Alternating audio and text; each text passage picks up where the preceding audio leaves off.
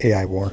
The US has just declared war against China. I'm Rob the AI guy, smash follow. So a little bit of street cred before we get into it. I wore that flag on my left shoulder serving our country for about 25 years. So these views are going to be based off of that experience, as well as everything that I've been learning about AI and what I've been doing to use AI with holistic solutions. Let's go ahead and get into it. This article was released on the War Room yesterday, and what it has are some very key points about what our United States military is thinking about with respect to AI. Before I go deep into the 3 key points I want you to take away from this article, we're going to go back and do a little history lesson. I keep telling people this because it's important.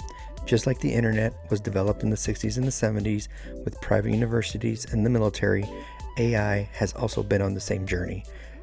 The U.S. military since 2012, 2011 has been investing heavily into AI.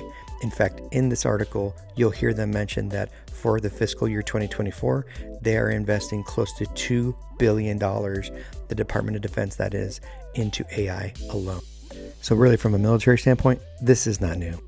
In fact, back in 1998, when I was a 17-year-old E1, I worked on satellites, and everything we did to acquire the data from the satellites to our ground connection networks to what I was able to do to process that data and send it to the warfighters is very, very similar to what OpenAI and all these companies are doing now with language models and natural language processing to get data to the right people.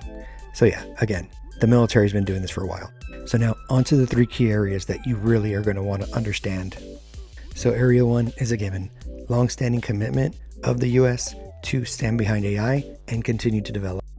But it's no surprise to learn that China is committed to the exact same objective. In fact, many people would say, professionals in the AI realm, that they have surpassed us in that area.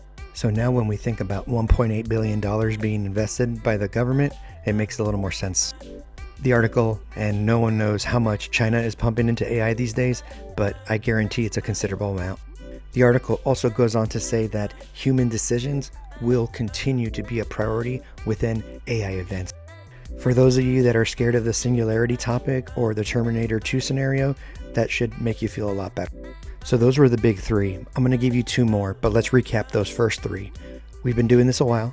We've got money that we're going to fund to keep doing it. And the third one is humans will be involved. Now here are the last 2. These are the bonus ones. They're super important, so you have to read between the lines. In the article, we call out China to do the same. We wholeheartedly do not want a conflict war, but you can sign us up for it.